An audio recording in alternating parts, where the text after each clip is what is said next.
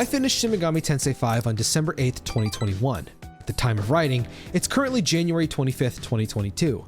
That means 48 days have passed since my brain received its final dose of SMT serotonin. To tell you the truth, I barely remember anything that happened. I was debating watching a summary video, but then quickly realized that's what a no-good two-faced liar does. You thought that was my ass, didn't you? So as I originally set out to do with this video, I'll be completely 100% honest with you. Shin Megami Tensei 5 is a masochistic masterpiece held back by its inability to use its strong concepts in an interesting way. Each session had me slobbering like a dog, eager to get my ass filtered by another boss. I became submissive, begging for just one more slap across my face. Nothing could stop me from pressing go live, picking up my controller, and running across the endless sea of RGB sand till each and every boss was properly sliced, steamed, and sucked into my stomach. Each fight forcing me to take a step back, spin the hamster wheel that operates this fat slob of meat, and respond with strategy I never thought necessary. Then, a character would open their mouth. For just a second, I'd think to myself, wow, this might be pretty cool. Another speaks. I think to myself, wow, this could be pretty cool. I created a new world, a world without demons or gods, yet the only thing running through my mind was, Demi-Fiend's gonna be a pretty sick fight, dude.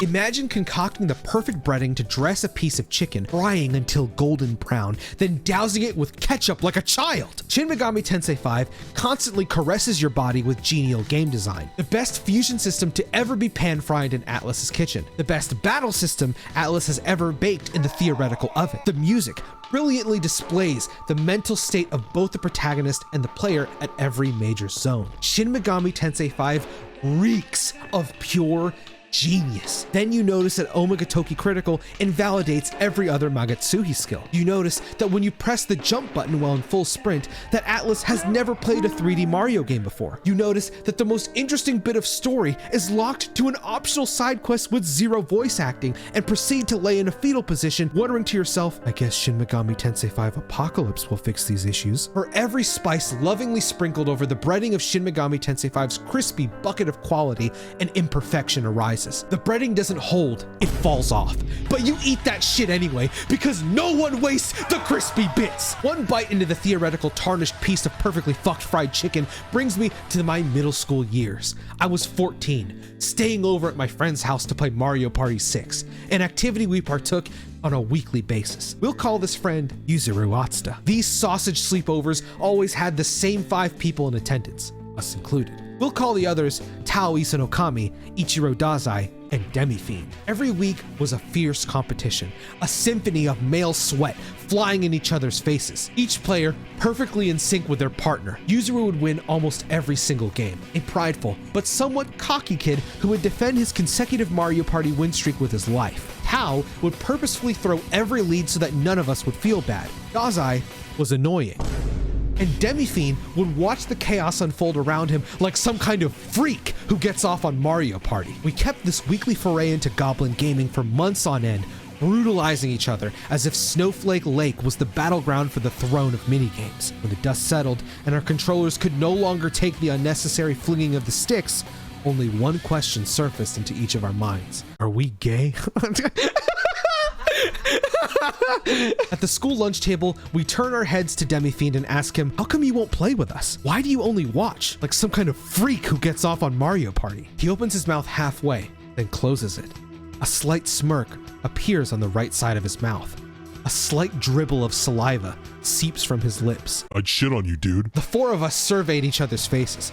Tao was the first to speak. I can sit this next one out, guys. He says, you're such a pussy, I reply. The Demi-Fiend nods his head and responds, let me in on that next game. A twinge of fear courses through our spines as we finish the rest of our school day. The weekend comes, and Demi-Fiend lifts his controller for the first time in our multi-month Mario Party marathon. He locks in Waluigi. We roll our dice to decide turn order, and the first minigame begins. It's Sunday Driver on a Saturday. Almost immediately, each button was perfectly punched. A Metal Gear Solid alert signal erects from the 3 of our heads. It's over, dude. Dazai mutters under his breath. I look at Yuzuru, visibly stunned by the events that had just occurred. This was a man that would lab Mario Party by himself. Time passes. A battle minigame begins.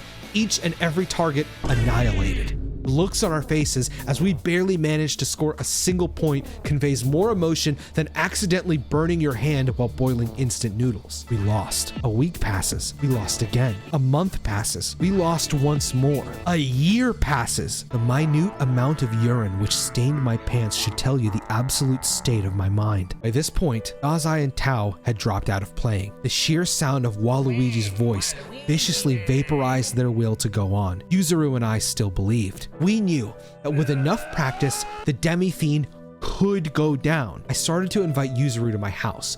We'd practice 1v1 in Mario Party to sharpen our skills. This lasted about 3 months before we felt prepared to hinder this unkillable Demon King. The next school lunch, I grab a chicken sandwich with some hot sauce. As I gobble the admittedly abominable burger, I chase it with hot sauce, then turn my head to the Demi-Fiend. You guys want to go again this weekend? He says to me like some kind of freak who gets off on Mario Party. Yuzuru and I accept, ready for the storm that awaits us. Saturday is here, and so are we. Once again, the voices of Waluigi ring throughout the living room. Neither Yuzuru and I are shaken. A double gulp is heard from behind me. The minigame onslaught begins, and Demi-Fiend systematically shuts down the two of us. Every sinew within our fingers annihilated. Tao shrieks over the Mario Party results screen. I look around the room. Yuzuru had left. Dazai had his phone out over Demi-Fiend's now laid out body. My eyes focus on the screen. I lied to you. The fight wasn't a minigame massacre. Yuzuru and I were popping off. We didn't win every game, but it was much closer than I made it out to be. So close, in fact, that I had received the one bonus star needed to topple Demi-Fiend's dominion, the event star, for landing on the most happening spaces. Was it bullshit? Of course. It's Mario Party. Did I care? No. Storm settles over, and we all have dinner. It was awful. Yuzuru was giving us mac and cheese as if this counts as a meal. Tao speaks up with cheese sticking to their teeth. Why didn't you play with us earlier, bro? He says to Demi-Fiend. He opens his mouth halfway, then closes it. A slight smirk appears on the right side of his mouth. A slight dribble of saliva seeps from his lips. I would have shit on you, dude. The three of us proceeded to grab the macaroni and carpet bomb his face for holding back all this time. Coming back to reality from reliving this nightmare, anger consumes me at this very moment. For such an incredible series of boss fights with dialogue that ran parallel to the game's plot, it took me 8 hours, 25 minutes, and 10 seconds to slay the Demi-Fiend. And there was not a single second I didn't enjoy receiving back shots from an army of mythical monsters. A war of attrition. One that truly tests how far you can take it, counting turns and double, triple, quadruple checking to make sure that you're following his demon summon order. At one point, I started to digitally note which demon had spawned to prepare for the next rotation. This super boss rules. So yes, Atlus, I would say I got my money's worth. However, there is no conceivable way to defend Return of the True Demon being paid day one DLC. Why string us along all this time when you had the goods right there from the beginning? The only answer I can conceive is the non-committal application of Shin Megami Tensei 3 Nocturne's cayenne pepper-esque spice to the breading. Atlus wants you to believe that this is a sequel to Shin Megami Tensei 3 Nocturne, but fails to execute on that premise despite clearly referencing it so much. Then what you're left with is a sad plate of southern fried chicken that tastes good, but if you order Jollibee instead, it'd be a banger. A king left exiled from an endgame god's battle royale castrating Shin Megami Tensei 5 from having a world-shattering sequence for both the player and the protagonist. You could have made him an additional optional super boss like Shiva that leads to the true ending. I'd rather the game go out in full Dragon Ball Z nonsense than developing a cataract while waiting for something interesting to happen. While Demi-Fiend was relegated to side dish, the main course of Shin Megami Tensei 5 continued to impress. Mimon gave me the dash of SMT serotonin needed to keep going.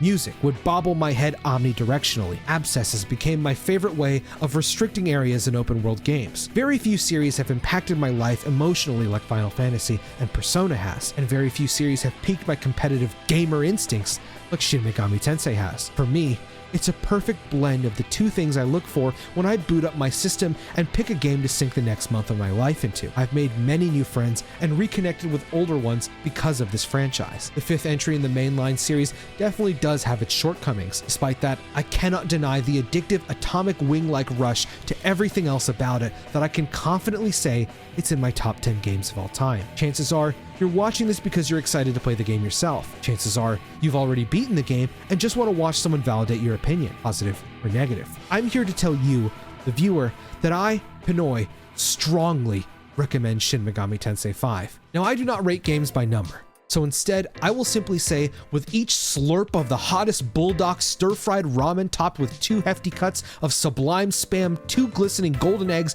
and a generous heap of green onions, I'm reminded of the many months I spent during both in-game and on my toilet. Shin Megami Tensei 5 is a loaded bowl of surefire spice that everyone tells you is too spicy, yet you know deep down just isn't hot enough. But this story isn't over yet. This was only one segment of a much larger video going live 1 week from the date that this was uploaded. However, if you join my Patreon at the $5 tier, you can access the full, near 5-hour video right now.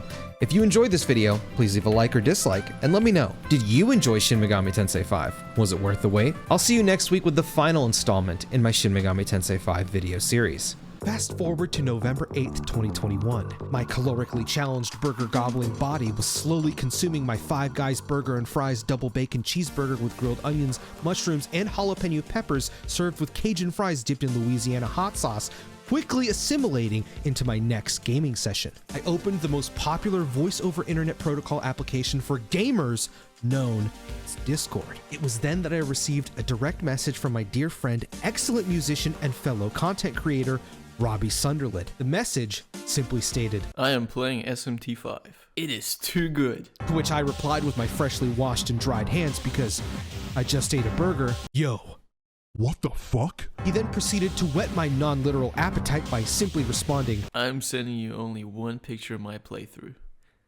Sandman ass." Let me tell you something, friend.